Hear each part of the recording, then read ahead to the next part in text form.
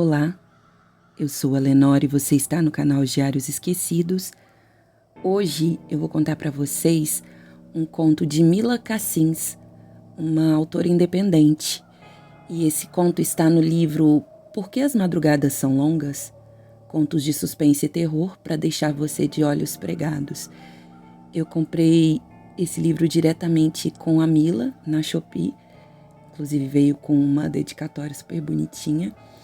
E como sempre eu falo para vocês, né, valorizem os autores e as editoras independentes. Bem, mas antes de começar, como sempre, eu gostaria de pedir, por favor, para você se inscrever no meu canal, deixar um like, fazer um comentário e, se possível, indicar esse vídeo /áudio para alguém que você pense que possa gostar desse tipo de conteúdo.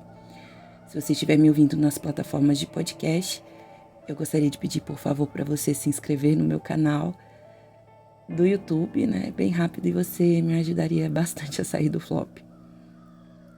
Bem, vamos lá? Sob a minha pele, por Mila Cassins. Eu estava no canto esquerdo de um quarto que, com certeza, não era o meu. Tinha o piso de carpete bege, móveis antigos de madeira e um espelho, estreito e longo, que se encontrava apenas encostado na parede próximo à porta. O que eu estava fazendo ali? Queria me mexer, mas não conseguia. Estava paralisada, como se tivesse recebido uma anestesia. Havia mais alguém naquele espaço. Era ela, a menina que declarava aos quatro ventos que me odiava. Eu nunca a vi pessoalmente e, naquele momento, pude perceber que ela era mais alta do que eu e tinha o quadril um pouco mais largo. O cabelo preto, provavelmente pintado, alcançava sua cintura e era alisado, com as pontas retas. Seu nariz era achatado e os olhos pequenos e afastados. Não tinha um rosto harmônico. Ela sorria animada enquanto se voltava para a própria cama, ficando de costas para mim. A cama de solteiro estava coberta por um lençol de listras brancas e lavanda, sujo de sangue?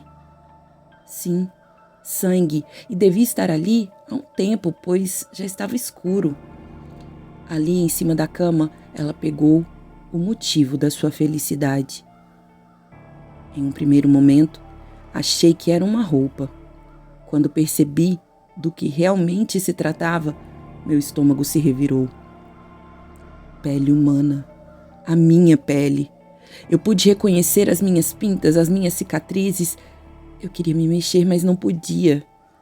Meu Deus, o que ela iria fazer com minha pele? Ela estava virada de frente para o espelho e eu podia vê-la de perfil, segurando cuidadosamente a pele pelos ombros. Ela começou a vesti-la por baixo, puxando a pele da minha perna como se fosse uma meia calça. Rapidamente, porém, notou que não daria certo. Como ela era mais alta que eu, as minhas pernas eram mais curtas, fazendo com que toda a parte de cima do corpo não encaixasse. A diferença, de aproximadamente 1 palmo, era catastrófica. Ela ficou alvoroçada.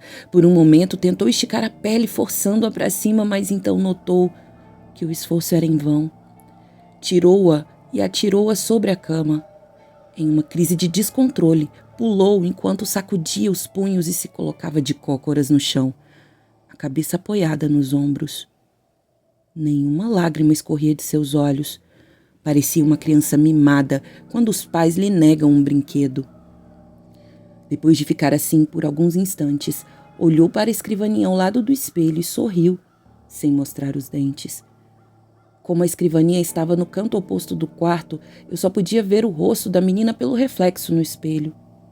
Não sei se deveria tentar vê-la, mas havia algo de perverso no sorriso dela e, por um bom momento, pensei em uma pessoa totalmente insana. Bom, é claro que ela era maluca. Estava tentando vestir a minha pele como quem prova roupas de uma loja. Ela se aproximou da escrivaninha em passos lentos, sem tirar os olhos de alguma coisa que estava sobre o móvel e sem tirar aquele sorriso macabro do rosto. Seus olhos se estreitaram, como se ela aguardasse um grande acontecimento. Ela ansiava pelo que estava ali em cima. De fato, eu conseguia ver uma protuberância ali, mas não podia identificar o que era. O ângulo não me favorecia. O efeito da anestesia começou a passar e o meu corpo dava os primeiros sinais de que, em breve, a dor me consumiria. Eu sentia o vento, sabe-se lá de onde vinha, arder sobre a minha carne. A dor era dilacerante nos pulsos e tornozelos e percebi que a minha carne sangrava debaixo da corda de sisal que me prendia. Eu queria gritar, mas intuí que devia permanecer em silêncio. O rosto daquela garota me dizia que, se eu me manifestasse durante aquele momento, arcaria com as consequências. Em frente à escrivaninha, ela ainda contemplou a coisa durante alguns instantes, antes de colocá-la com delicadeza sobre seus dedos. Ela segurava como se fosse o mais delicado tecido de renda e aproximava devagar de seu rosto, quando eu finalmente pude avistar o que era. Não pude controlar a ânsia de vômito que me atingiu, mas ela pareceu não ouvir e nem se importar. Estava em outro mundo, em uma espécie de frenesi. Finalmente, ela pousou aquilo sobre o próprio rosto e sorriu, olhando-se no espelho. Ainda devagar, virava de perfil, lado esquerdo e direito, apreciando o resultado. Aquilo, meu Deus do céu, era a pele do meu rosto. Fim da história 1. História bônus, também da Mila Cassins. Noite do Cão. Havia algo estranho naquela madrugada. O brilho do luar invadia o quarto de Paula, que adormeceu mais uma vez com a televisão ligada. No canal passava uma comédia romântica, mais uma da Sandra Bullock. Ela reviraria os olhos e mudaria de canal se tivesse percebido.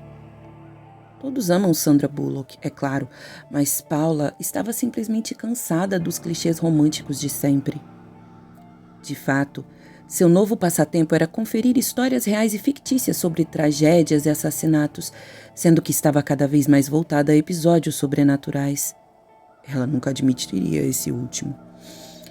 Caso questionada, estava preparada para mentir que gostava de pesquisar sobre teorias da conspiração para puxar assunto.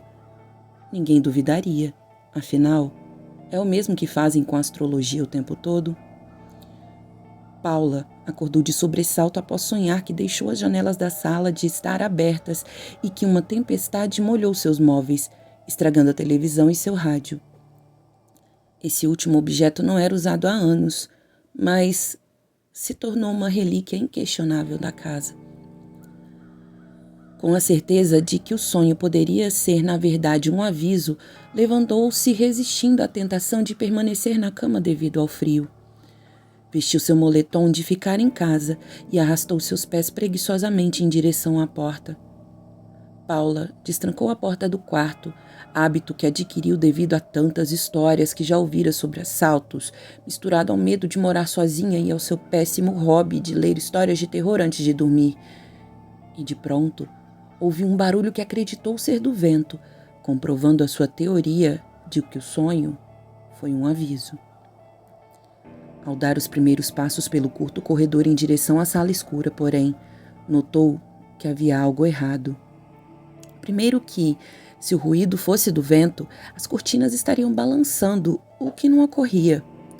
Segundo que, ao prestar mais atenção, ficou claro que o som não era do vento, mas uma espécie de arfar, uma respiração canina. Paula teve 3 impulsos ao mesmo tempo e talvez, pela sobrecarga de estímulos diferentes, seu corpo congelou, não obedecendo a nenhum. Suas vontades eram de correr em direção ao interruptor. Mas, se houvesse alguém ali, isso a deixaria ainda mais vulnerável.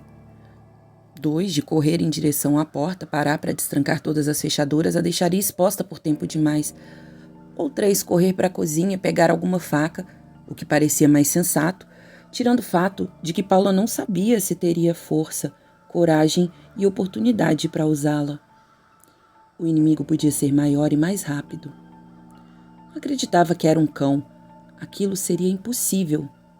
Mas sim, um invasor. Um novo arfar acordou-a de seu transe e levou-a a olhar na direção de onde o ruído teve origem. Sobre o sofá preto da sala, iluminado apenas pela distante lâmpada do condomínio, um vulto preto se sobressaía, esguio e com orelhas altas, como se estivesse captando cada respiração de Paula desde que ela deixou a segurança de seu quarto. Um pastor belga? Um lobo? Como veio parar aqui? Ela se perguntava, em desespero. Ainda congelada, sem concluir o melhor a fazer na situação, ela ouviu um rosnado vindo da mesma direção. O animal se agachou e seus pelos se eriçaram. Nessa posição, ele se inclinou para a frente, preparando-se para saltar do sofá em direção a ela. Talvez queira brincar, pensou.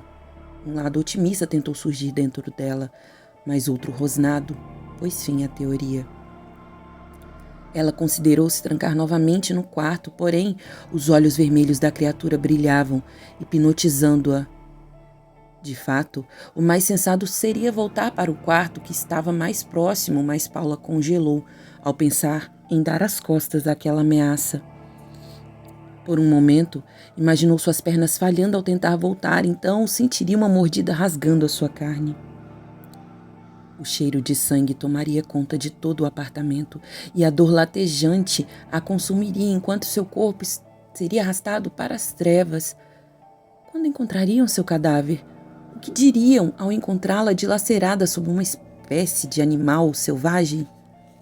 Só Deus sabe. Sua respiração tornou-se acelerada e seu corpo começou a tremer tanto que ela tinha certeza de que não conseguiria se mover sob hipótese alguma. Mas ele não vai esperar, ela pensou. Seus olhos estavam fixados nos olhos do animal e ela se questionava como eles poderiam ter aquela cor e aquele brilho. Isso não é natural, pensou, e o pensamento começou a ecoar em sua mente de maneira incessante, quase como se tivesse vida própria. Aquilo lhe dava calafrios na espinha. É um cão do inferno. Uma voz em sua cabeça sugeriu, assustando ainda mais. Em um gesto impensado de correr, sabe-se lá para onde, ela flexionou os joelhos e inclinou o corpo para frente. O animal retribuiu o gesto, fechando os olhos e lançando-se em direção ao chão. Ela não via mais nada. Estava cega contra o inimigo. Finalmente, seu corpo foi vencido pelo impulso de correr para acender a luz. Dentre tantos, o mais inútil, exclamou mentalmente durante o curto trajeto. Como 2 metros podem parecer uma eternidade? Perguntou-se incerta, até mesmo de como suas pernas estavam se movendo. Ao acender a luz, olhou à sua volta. Mas não havia nada em toda a sala. Em passos lentos, ela se aproximou do próprio quarto, onde novamente constatou que não havia nada. O quê? Ela sussurrou, indignada. Aquilo não poderia ter sido fruto de sua imaginação. Não, ela não estava maluca. Sim, estava trabalhando demais, se isolou dos amigos, estava mergulhando cada vez mais em um universo sombrio que, com certeza, seus pais, católicos fervorosos, reprovariam, mas ela não teve tempo de continuar pensando a respeito. Olhando bem, no espelho do quarto, Paula viu o reflexo de um homem que se encontrava encolhido no lado oposto da porta. Um homem sem pele, somente músculos e sangue. Meu Deus!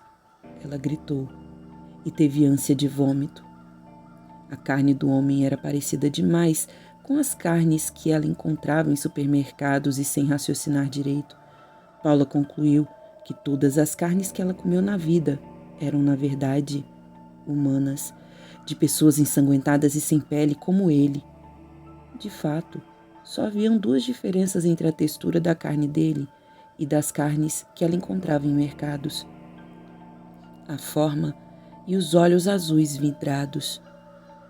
Aquilo foi suficiente para convencê-la de que existiam criadouros e abatedouros de humanos, o que fez seu estômago revirar violentamente.